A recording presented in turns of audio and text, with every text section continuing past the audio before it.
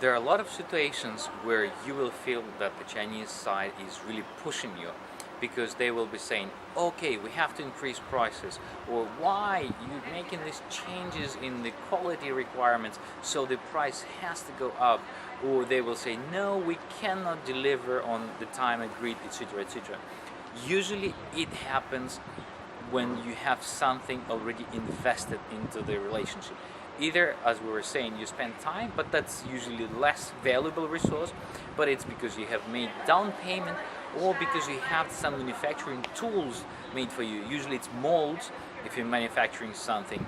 So the Chinese side has something of yours in their possession, so they will feel more empowered and the negotiation position will be stronger. What can you do in this case? What if they say, oh, we cannot go for lower price because we'll go bankrupt, or no, we cannot do this, we can do that.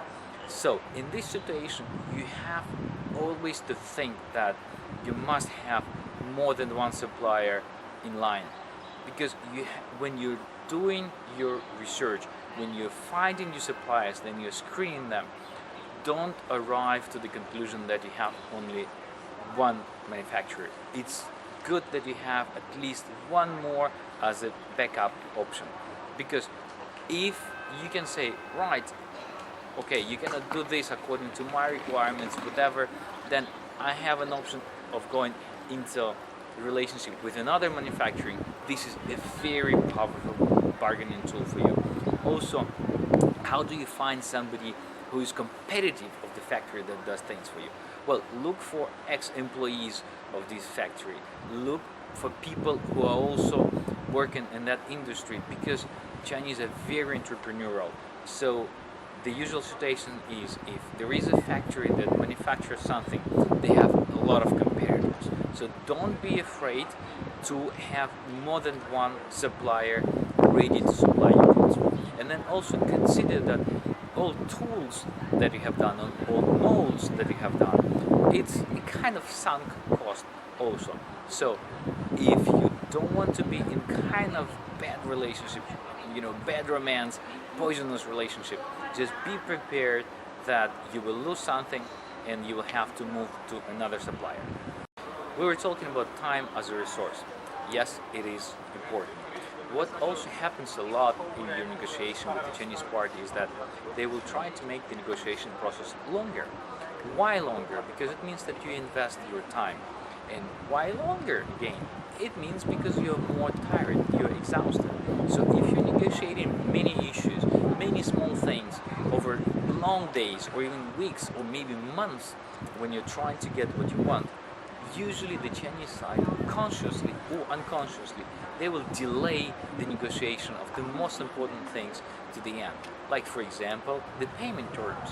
So they will hope that by arriving at the end of this negotiation process, you will be tired and you will be more easily convinced to accept their point. So they will try to negotiate a good payment terms for them, or they will try to negotiate more extended shipping times, etc., etc. So for you, it is important that if you see that you invest a lot of time into this relationship, especially at the beginning, especially when you negotiate the contract, just remember that some important points might come at the end. So be prepared.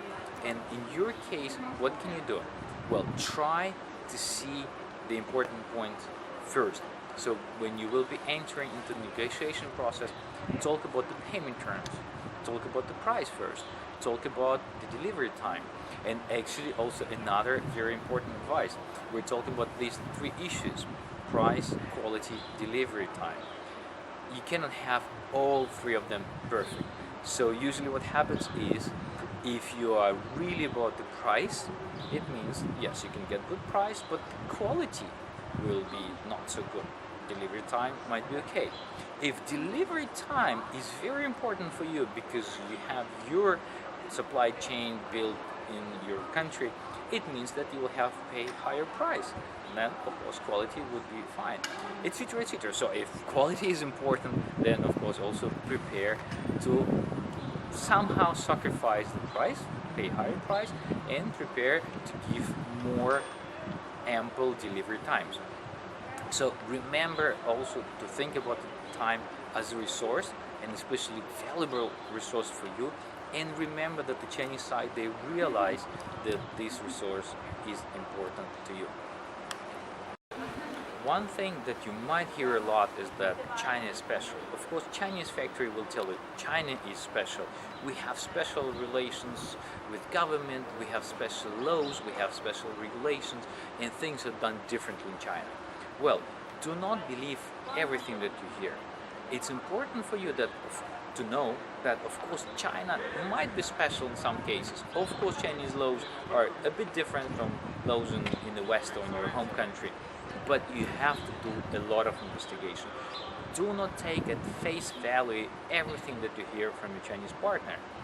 What happens, for example, they will try to offer you some deals that make no economical sense, and they will say, oh, this makes sense in China. Like, for example, they will offer you kind of compensation packages in case everything goes wrong that makes no sense, that lock you into the bad relationship, or they will tell you that they cannot do certain things related to the export formalities because Chinese regulations are different, or, for example, they can try to switch the responsibility for the merchandise to you before actually it should happen on some shipping terms, etc. So whatever you hear from your counterparty, just make sure you double check it. We're not talking about people trying to cheat you, but remember, this is a game, this is a negotiation, and you have to do your homework, you have to do your due diligence.